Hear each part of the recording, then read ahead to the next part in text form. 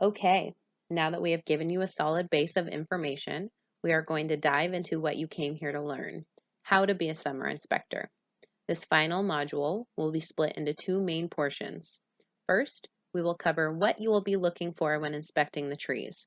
This will include a background on the materials we will provide you with, as well as an in-depth look at how to complete a tree inspection from start to finish. Then, we will cover how you will be reporting your data back to us once you have completed your inspections.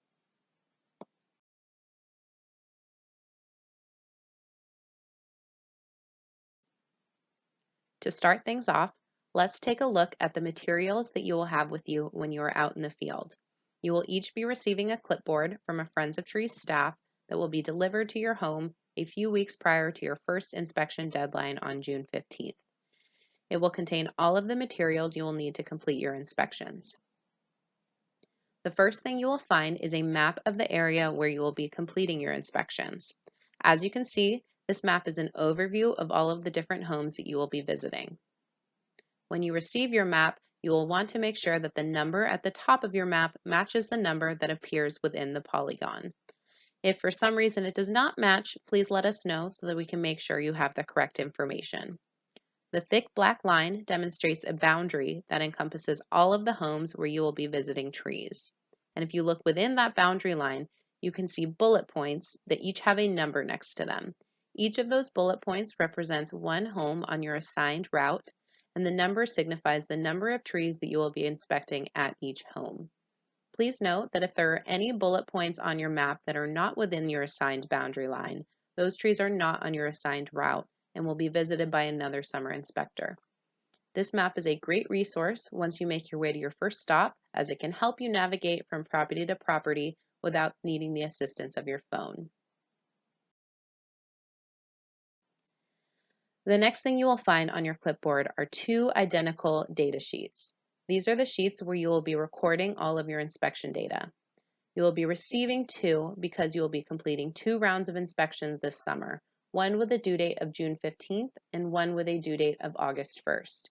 Again, when you receive your clipboard, please make sure that the route number in the upper left-hand corner matches the corresponding route number on your map. To the right of the route number and due date, you will find a place to record your name and the date during which you complete your inspections. Remember, you are more than welcome to spread these inspections out over a couple of days. Moving down to the data table, the first column you see on the left will be the list of properties that you're tasked with inspecting. You may find that your sheet might have the same address listed multiple times, as is the case with this first property on Duck Court.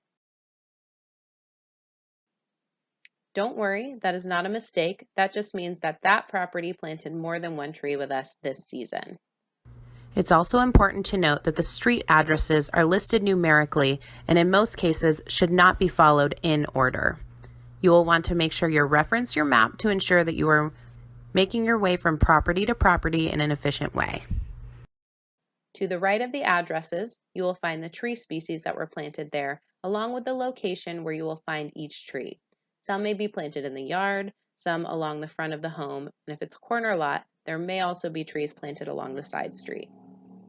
Columns 1 through 8 and the notes column are for you to fill in, and we'll get a little bit more into what that looks like shortly. Before we do though, I want to touch on the final material that you will find on your clipboard, which will be a stack of door hangers. The door hangers are an educational resource for you to fill out and leave with the tree parents when you are inspecting their trees. They're a way for you to share your observations and provide constructive feedback for folks. You will only receive enough door hangers to leave one at each house for each round of inspections, so please make sure when you're distributing them that you only leave one, even if there is more than one tree.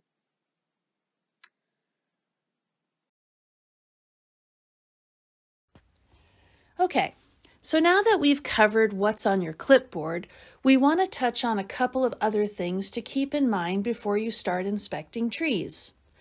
Before you leave your house, you're going to want to make sure that you're dressed for success.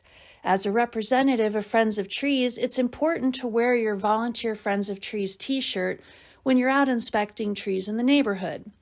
Not only does it help a tree parent identify you when you arrive at a home to inspect a tree, but a lot of folks are very interested in the work we do, and they love to see Friends of Trees volunteers out in the community supporting our urban forest. Once you're all set, grab your clipboard and head out. The first thing you'll want to do when you arrive at the first house is to double-check the property address. Please take a moment to check that you're at the correct house number and on the correct street. You may encounter instances where there are numerous homes in a row that have all gotten trees with us, and you'll want to make sure that you're writing the data down on the correct line. And on that note, once you've confirmed the correct house, you'll want to make sure you're inspecting the correct tree. Many of the homes on your route may have gotten more than one tree this past year, so again, you'll just want to make sure you're recording your data on the correct line. You can do so by checking on the tree tag on each tree to make sure you're looking at the correct species of tree. Once you've confirmed this information, your last step before starting your inspection, if you feel comfortable doing so, is to knock on the door and say hi. We encourage you to introduce yourself to the resident and let them know a little about the summer inspector role. If you feel comfortable, you can verbally share some of the tree care tips and answer any tree care questions they may have. Some of the trees may be located in the front yard. In that case, we recommend knocking on the front door first. However, if no one is home and you're comfortable standing in the front yard without a tree parent present, you're welcome to do so. If you do find trees located in the front yard, but you aren't comfortable stepping onto private property, you'll be able to make all of the needed observations from the sidewalk or curbside street. What if you arrive at a property and determine that the tree must be in the backyard? This year, we're asking volunteers to not enter the backyard. But please keep in mind that while you won't be inspecting the tree, we'd still like you to leave a door hanger for the tree parent. And if you're able to see the tree from the street or the front yard, please let us know if it looks healthy, stressed, or dead. If you're at a property that has a tree in the parking strip and a tree in the backyard, and the tree parent asks why you're inspecting the tree in the front but not in the back, you can let them know that Friends of Trees is requesting that volunteers refrain from going into backyards, and that the resident can reach out to Friends of Trees with questions or concerns. In fact, if people ask you questions and you're unsure of the answers, please don't hesitate to direct them to us. There's contact information on the bottom of the door hanger, and we're generally pretty quick to respond. Okay, now let's get into our next portion where we'll cover the various conditions that you'll be looking for when you're completing your inspections. Let's take a look back at the data recording sheet and focus on columns 1 through 7. As you can see here, the tree inspections are broken down into two separate categories: site conditions and tree conditions. With the first category, you'll be assessing the condition of the area around the tree. This will help us understand if the tree is being well cared for or if there are some things that might need to be improved upon. You'll be looking at the soil moisture, the presence of mulch, and whether or not there are weeds and grass present around the tree. For the second category, you'll be looking at the condition of the tree itself.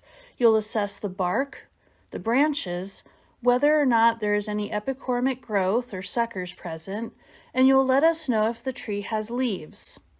If you determine that one of these conditions is true for a particular tree, you'll mark an X in the corresponding box. To start things off, you'll be checking the soil moisture to see if the tree is receiving enough water. As we already discussed, supplemental water through the dry months is critical for the successful establishment of young trees. Remember, healthy roots are critical for long-term survival. We want to encourage the roots to grow downward and outward with deep, infrequent watering at the drip line. To test for soil moisture, you can do what we call the pencil test. To do this test, you'll insert a pencil, a chopstick also works well, about 2 inches into the soil. Make sure to peel back the mulch so you can access the soil. If the pencil comes up with some moisture or clumps of soil attached to it, the soil is adequately moist. However, if the pencil comes up dusty or you can't insert the pencil at all because the soil is too hard, the soil is too dry.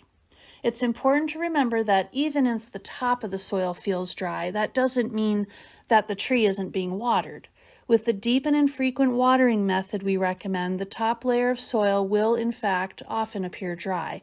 That's why it's important to check below the surface.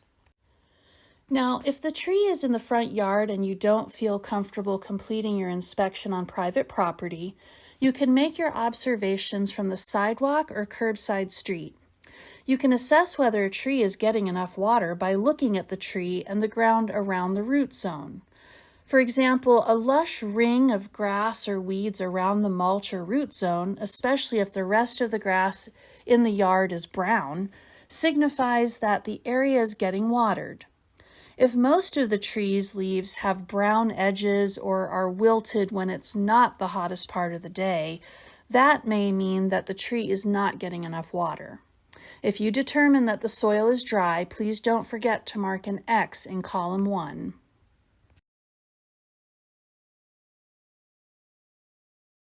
The next question you'll be asking yourself is the tree mulched? As discussed earlier, mulching the root zone of the tree is the second most important step a person can take to care for their tree. If there's no mulch present around the tree, mark an X in column 2. You'll also want to encourage the tree parent to apply mulch to their tree. If you find yourself in a situation where technically there is mulch, but it's not done correctly, what should you do? If you do encounter these, feel free to take a moment and pull the mulch back away from the trunk.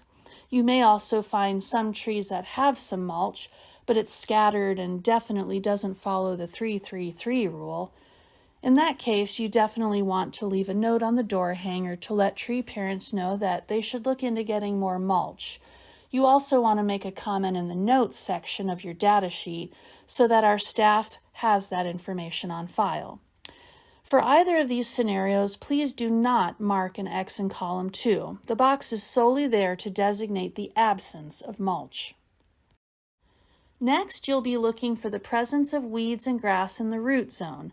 And weeds and grass in the root zone are problematic for a number of reasons. First, they compete with the tree for water and nutrients. Second, weeds or grass near the trunk of the tree invite the use of lawn mowers and string trimmers close to the tree. This leaves the tree more susceptible to bark damage, which can be fatal to a young tree. If weeds and grass are present, mark an X in column 3 and encourage tree parents to hand pull any affected areas.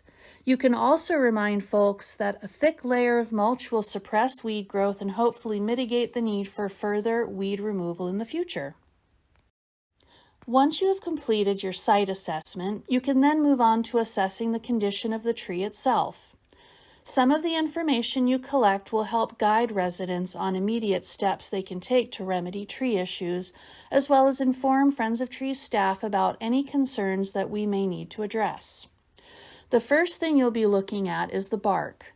Do you see any bark damage on the tree? As we discussed earlier, bark damage is dangerous for trees because it disrupts the flow of water and nutrient transport. Young trees are especially vulnerable, and because it's so easy to sustain injuries in urban environments, bark damage can be one of the leading causes of urban tree failure in young trees. When looking for damage to the bark, keep your eye out for any abnormalities such as gashes, scrapes, or gouges.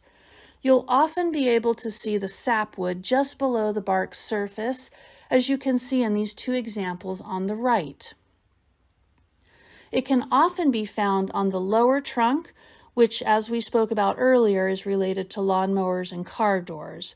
However, passers-by or moving vehicles can often inflict injury on the branches as well, so don't forget to check there. If you do find any bark damage, don't forget to mark an X in column 4. If you're unsure, please don't hesitate to take photos and email them to us. We love to get photos because it helps us understand the problem without having to visit the tree. The next thing you'll be looking for are any broken or dead branches on the tree. These are particularly problematic to leave on a tree because if they're broken off or removed improperly, the tree won't be able to seal itself off properly at that branch bark collar that we touched on earlier. Broken branches should be fairly easy to spot, but dead branches might be a little bit harder. Look for any bare branches on an otherwise full canopy. Dead branches will often be less pliable and appear darker or discolored. If you're unsure, you can try the scratch test. If you scratch the bark with your nail, and if the tissue underneath is green, that's the cambium layer, and that means the tree branch is still alive in that area. But if you don't see any green, that's a pretty good indicator that the branch is dead. If you do find any broken or dead branches on the tree, please mark an X in column 5 and encourage the tree parent to remove them using proper pruning techniques. Please don't remove any broken or dead branches yourself. Next, you'll look for any suckers or sprouts growing on the tree. And for those of you who haven't heard of these before, suckers are basically new growth that sprout up from the base of the tree, as you can see in these photos here. Sprouts, on the other hand, are dormant buds that sprout along the trunk of the tree. This is also called epicormic growth because the growth is stemming from dormant buds called epicormic buds. They're found along the trunk below the lowest branches. They're often a sign that a tree might be undergoing some type of stress, but this isn't always the case. There are some species that are particularly prone to suckering. Suckers and sprouts should be removed for a couple of reasons. First, they divert valuable energy away from root and crown development, and as we discussed, it's important that a tree puts as much energy towards strong root development early on in its life. Also, their attachments are very weak, which can be problematic because they'll be increasingly susceptible to breakage as the limb grows and puts on weight. If you find any suckers or sprouts present on the tree, please mark an X in column 6 and encourage the tree parent to remove them immediately. Much like with broken or dead branches, we ask that summer inspectors not remove any growth themselves. The last things you'll be looking at on the tree are its leaves or needles, and you'll be answering the question, is the tree missing over 50% of its canopy? It's important to note that this column is specifically intended to report the absence of leaves. Please only mark an X in column 7 if the tree is missing leaves on 50% or more of its canopy, as is the case with the 2 trees you see here, or if all of the leaves on the tree are clearly dead. They're all brown and dry and crinkly, and there are no signs of life on the tree. Marking an X in this box will automatically prompt a visit from Friends of Trees staff, as a tree that is reported as missing its leaves is likely dead or dying. As such, we ask that you please leave additional notes in the notes section. Let us know exactly how much canopy you think is missing, or any other pertinent information you think we should know before visiting the tree. Something that's historically been confused with no leaves designation is a canopy that has sparse leaves, like the trees you see here. And while these trees don't have a very full canopy, the leaves are distributed throughout the entire canopy and as such would not warrant an X in the no leaves box. Okay, now that we've gone through the 7 criteria you'll be looking at while you're inspecting, I'll walk you through the last couple of columns on your data sheet, the first of which is the Not Inspected column. There are a number of reasons why you might not be able to inspect a tree, and that's totally okay. That's why we have this column. If you get to a house and can't perform your inspection, please mark an X in column 8 and tell us why in the notes column. Here are some common reasons why you might not be able to inspect the tree. If one or all of the trees for a property are in the backyard, you'll want to mark them as not inspected. Remember, we're asking volunteers to refrain from entering the backyard. If you encounter a dog in the front yard and no one's home to bring the dog inside, please don't attempt to inspect the tree anyway, for your safety and the dog's. The tree might have already been removed because it was dead, or you might just not be able to find it. And lastly, safety. If at any point you feel unsafe, please remove yourself from that situation and move on to the next home. And now we're on to the notes column. This is actually one of the most important columns on your data sheet because it's the one place you can share additional details. It lets us know everything that you're not able to communicate in those first 8 columns. One of the most important ways that this column is used is simply to tell us that the tree looks good. If there was nothing wrong with the tree, nothing that warranted an X in the previous 7 columns, then please let us know in the notes. You can just write good. If you submit your data and the entire row is left blank, the tree will be recorded in our system as not being inspected, and all of your hard work would go to waste. You can also use the notes column to differentiate between trees at a multi-tree property. So say there's one tree that got 2 dogwoods planted on their front street. Please use the columns note to designate which tree is being reported on each line. You can use labels such as, this is the east tree and this is the west tree, which will help us differentiate between the two if we need to visit those trees in the future. And of course, if you aren't able to inspect a tree for any reason, don't forget to tell us why here.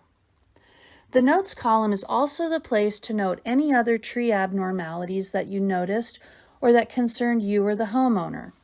Let us know if there are any signs of pests and disease or any concerns about the leaves, such as crispy edges, droopy, or looking yellow. These are all helpful notes for us to have in the event that we need to look into the health of the tree in the future. Please also use the notes column to report any leaning or floppy top trees. As new trees settle into the ground, they can develop a bit of a lean. Our team will do our best to visit any leaning trees over the next couple of months to straighten them out to ensure they grow without a lean. Here are a few examples of leaning or floppy top trees.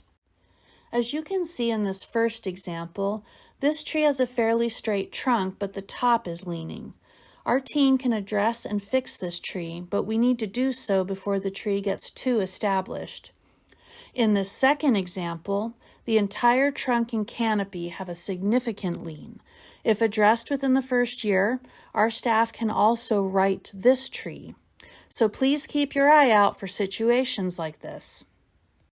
All right, so you've successfully completed inspecting the tree for the 7 categories, and you filled out your data sheet and the notes section. And your last step before you wrap up is to fill out the door hanger. As I shared earlier, this is a great resource to help educate our new tree parents, so please don't forget this step. Even if you aren't able to inspect the tree because it's in the backyard, we ask that you leave a door hanger as it provides a useful tree care reminder to the tree parent. The door hanger is broken down into 6 sections with a space for comments at the end. Each of the categories you just inspected has its own box with its own thumb scale rating. When you're filling out this door hanger, you'll let the tree parents know how they're doing by circling one of the thumbs for each category. If it looks great, give it a thumbs up. If it looks okay but could use a little encouragement, give it a neutral thumb. And if it needs attention in that category, give it a thumbs down. Please note that our goal with this is to provide helpful feedback and not to put folks down. Next, you're going to work on the comment section on the back of the door hanger, and this is an area to give feedback. Let folks know what they're doing well and share some helpful tips or recommend areas that they could possibly improve upon. If the tree is in the backyard, you can use this space to let the tree parent know that you weren't able to inspect the tree because it's in the backyard, and to let friends of trees know if there are concerns about the tree's health. One last thing to note, if you read below the comment section, there is a sentence that says, "This is our first or second visit." Please make sure to circle one of those options, hang the hanger, and you're good to move on. In the next section, we're going to cover how you'll be reporting your observations to Friends of Trees. But first, Let's take a moment to review the material that we just covered. Which of the following trees would warrant an X in the no leaves column?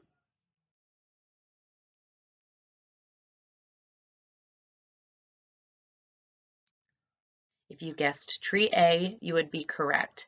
While the other two trees do appear to have some issues with the leaves, both have a greater than 50% tree leaf canopy cover, and therefore tree A is the only one that would warrant an X in the no leaves column. Next question. What is the best way to manage weeds and/or grass in the root zone? Select all that apply. A, use a lawnmower and/or string trimmer.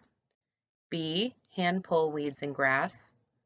C, suppress growth with a thick layer of mulch. Or D, herbicide.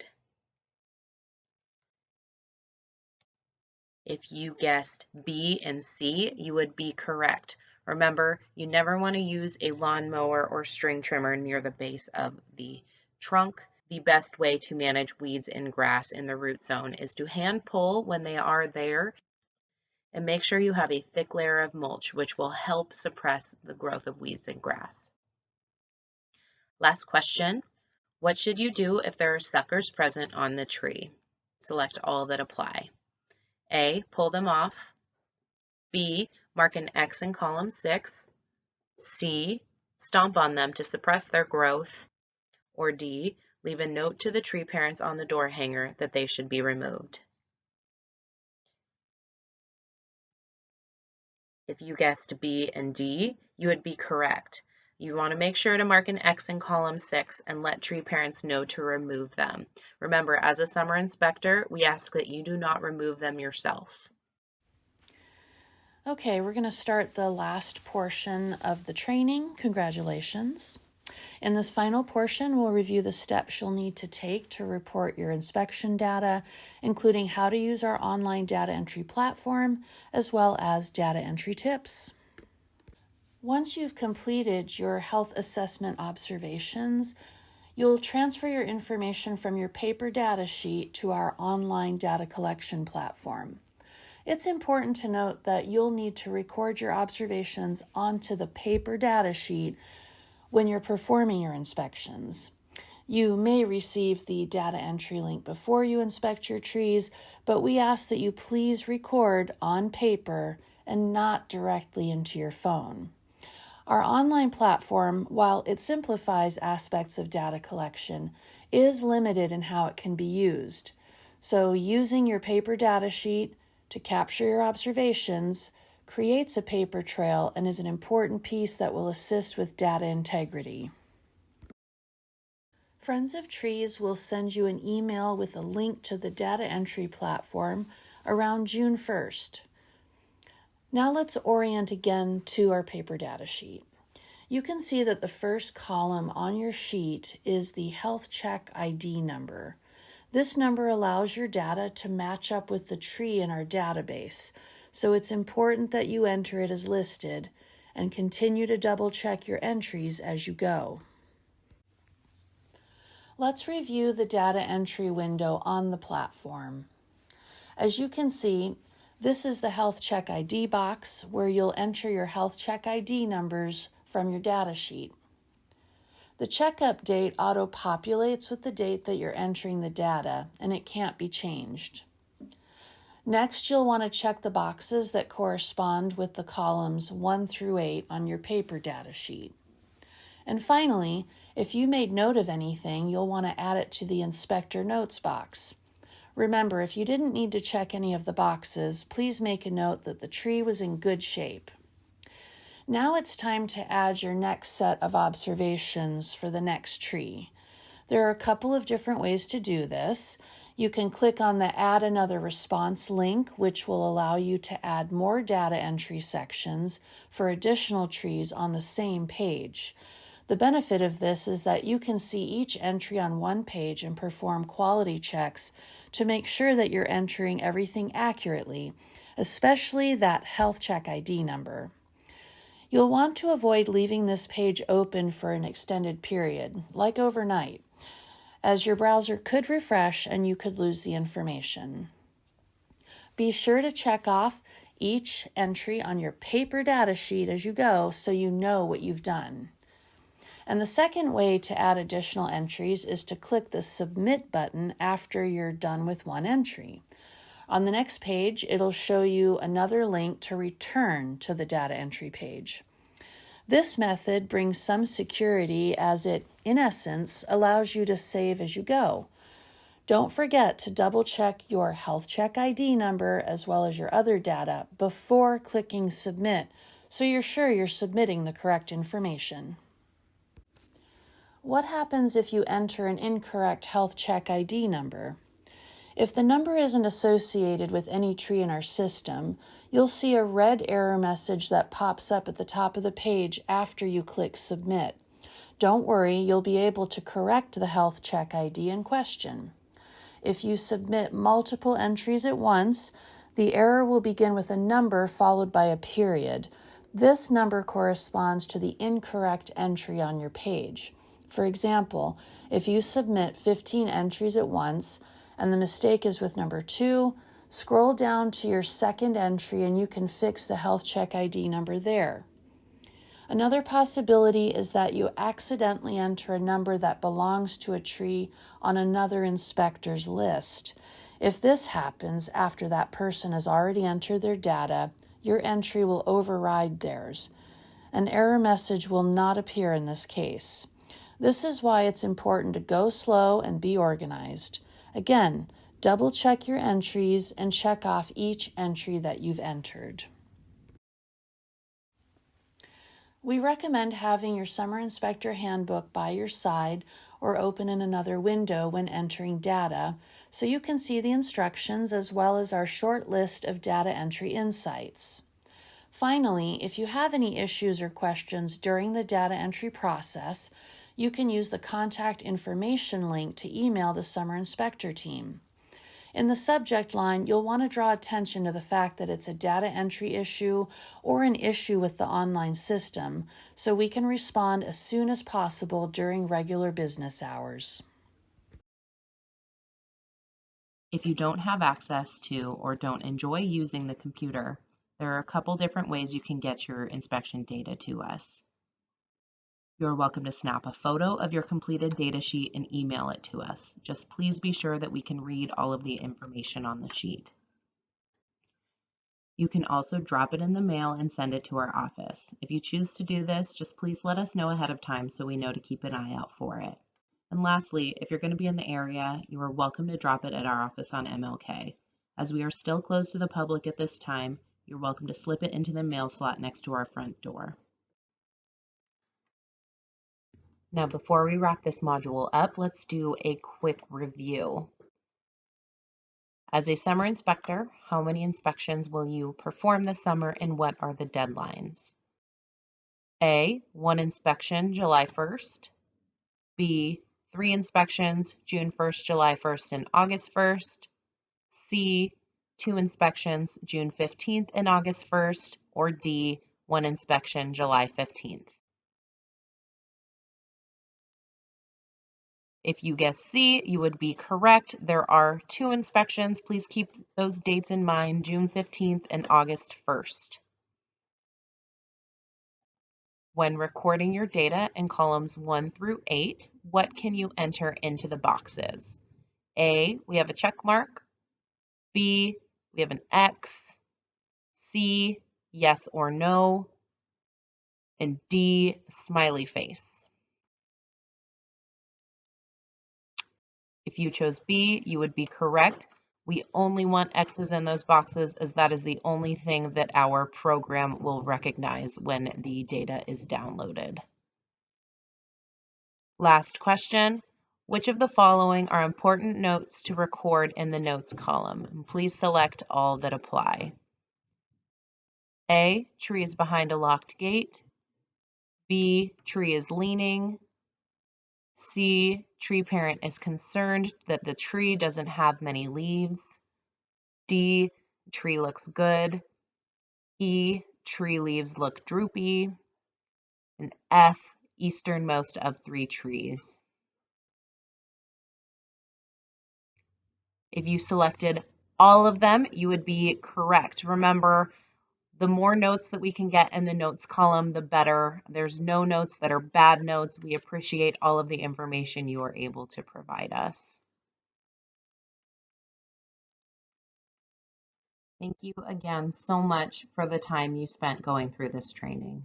We know that it's not easy to stare at a screen for an hour, and we really appreciate you taking the time to review this information at home and inspecting trees with us this summer. If you only take a few things away from today, it's to do your best to be encouraging with the tree parents. Even if the tree is not in great shape, please try to find something positive to share with the tree parent. Our goal with these inspections is always to be educational and helpful, so please try to keep that in mind when you are providing feedback. Second, proper water and mulching are the two best things you can do for a young tree. Make sure to highlight these conditions when you're out in the neighborhood and talking to folks. It's so important that these trees receive proper water and mulching, and you can never say that enough to folks. And lastly, don't forget that the inspections must be completed and the data submitted to us by the deadlines of June 15th and August 1st. If for some reason the deadline is approaching and you don't think you will have time to complete your inspections, please let us know that as soon as possible. It's super important for all of these trees to be inspected within the same time frame. So let us know as soon as you know that you're not going to be able to complete your route so that we can do our best to make accommodations before the deadline. And there's one last thing for you to complete before we see you at your in-person training. You need to return to the training portal and click on the Start the Review button. This is a simple review of some of the main themes in the training and mostly serves the purpose of letting us know that you've completed the training. It also asks questions about shirt size and whether you'd like a paper copy of the handbook. It should only take you about 10 minutes to complete. And as completion of the virtual training is required for the in-person training, we ask that you complete it by the Friday before your in-person training. And speaking of the handbook, you can access the handbook anytime through the portal. This is a useful resource to return to when you need to jog your memory about something. Thank you again for joining the Summer Inspector team. We're so happy to have you. We'll see you at your training, where we'll give you your clipboard and t-shirt.